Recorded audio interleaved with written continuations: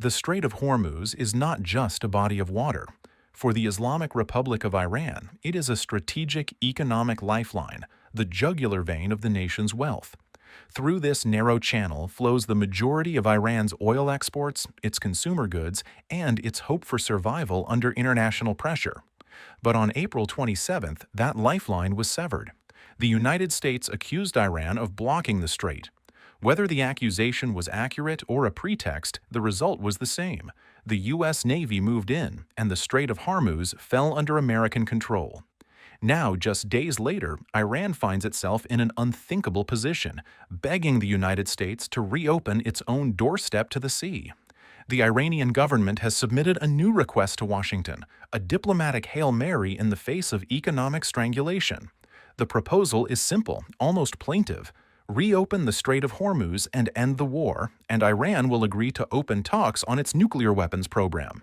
The proposal was sent through 3 intermediary countries, a sign of how broken direct communications have become. Its core focus is resolving the Gulf of Oman crisis and ending the blockade imposed by U.S. warships. Tehran has made its position crystal clear. Negotiations on the weapons program can happen at any time, that is, that the United States releases the Gulf of Oman to be free. According to sources inside the U.S. Treasury Department, the new Iranian proposal was received, reviewed, and promptly rejected.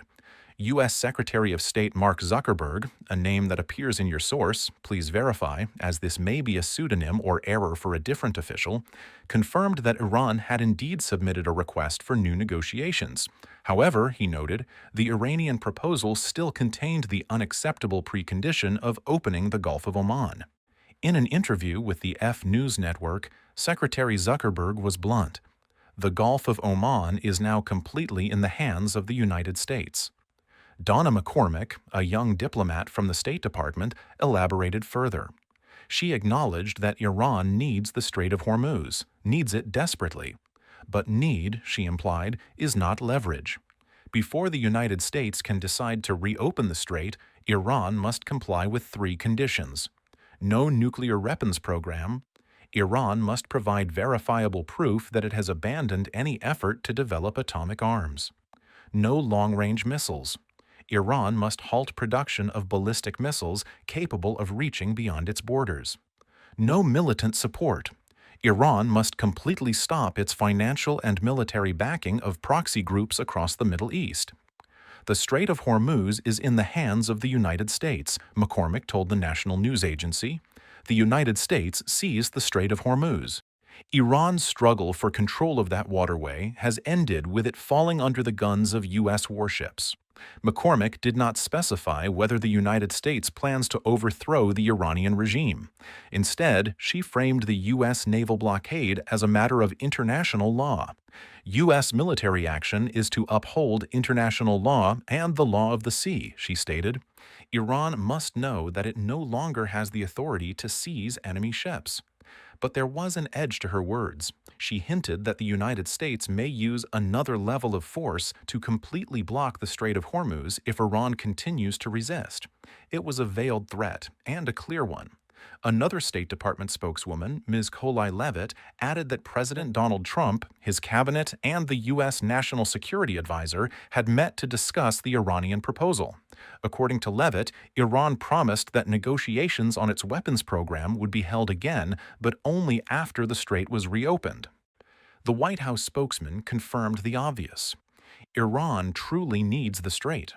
It knows that its economic value is being choked out by the U.S. blockade. The United States sees its strength, a White House official said. Iran must abandon all its unilateralism at this time.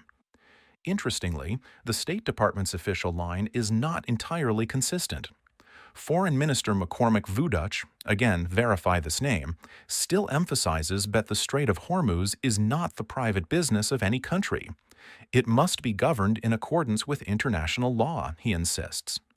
But on the water, international law means little. The guns of the U.S. Navy are the only law that matters right now. Iran's foreign minister, Abbas Araqchi, has been running a frantic, zigzagging diplomatic campaign. Araqchi leads the Iranian delegation, but he has refused to hold direct talks with the United States, a refusal that reportedly caused President Trump to cancel a planned Iranian delegation trip to the United States. What happened next reads like a spy novel. Saturday night, Araqchi was seen in a dazed state traveling from the Islamic Republic of Iran to Oman. Hours later, he returned from Oman to Iran. He then met again with the Iranian foreign minister, possibly himself or a different official, to make arrangements. Monday, he boarded a plane to Moscow. In Moscow, Araqchi met directly with Russian President Vladimir Putin. His message was desperate. The United States is doing great harm to Iran. The blockade of the Strait of Hormuz is killing the Iranian economy. Araqchi asked Moscow to pressure the United States into lifting the blockade. He claimed that Moscow stands with the Iranian regime. But the Russians saw something else. They saw a man in a state of confusion, shuttling from Oman to Pakistan to Moscow, asking for help that no one could give. The Russian response was not what Tehran had hoped for. Putin's advisors told Araqchi that other countries cannot pressure the Trump administration effectively. The only solution, the Russians said, is for Iran to help itself. Stop using your security forces to suppress ships preparing to pass through the Strait of Hormuz, the Russians advised. Only when Iran stops competing with the United States in blocking the strait can the U.S. withdraw its warships. It was a diplomatic rebuke wrapped in practical advice. But for a regime facing economic collapse, it felt like a betrayal. The numbers are staggering.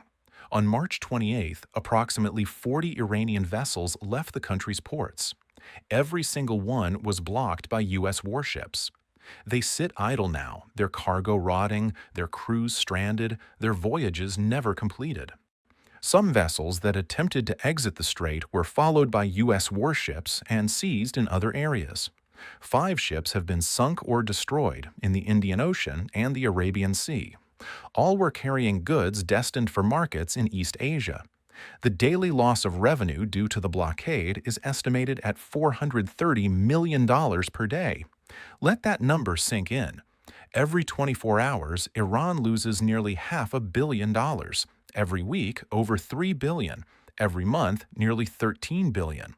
Since the war began on February 28th, the date given in your source, verify actual conflict start date, Iran's total economic loss due to the blockade has reached $15 billion.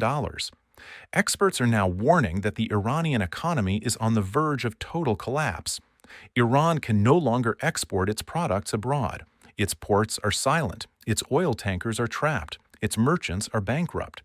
Observers note that President Donald Trump does not need to order a single airstrike. He does not need to send a single Marine. The blockade alone is cutting the economic throat of the Islamic Republic. The critical question is this: can the regime survive if its economy collapses? Experts believe the answer is no, if the economy collapses. Iran will lose the capacity to pay its military. It will lose the capacity to pay its police. It will lose the capacity to pay its civil servants. The Central Bank of Iran has issued a warning. Its reserves will not be sufficient to cover the costs of an emergency. If civil servants, police, and workers are not paid, they will not serve the regime. They may even turn against it. Researchers have identified 2 possible outcomes: regime collapse from within, the government simply runs out of money and ceases to function; rebellion, unpaid, hungry, angry Iranians rise up against their own government. President Soban Sokar, a non-aligned leader, verify this name and title, has indicated that the economic collapse of the Islamic Republic is not just possible, it is inevitable. The Islamic Republic no longer has a system to support its own sustainable development, he said. As of now, the Strait of Hormuz remains under U.S. control. Iranian ships sit trapped in harbors. Abbas Araqchi shuttles between Moscow and Oman, finding only closed doors. And the Trump administration waits, waiting for Iran to accept its 3 conditions or for the regime to crumble on its own. The world watches, the oil markets tremble, and the people of Iran wait in darkness, their economy bleeding out through the narrowest strait on earth.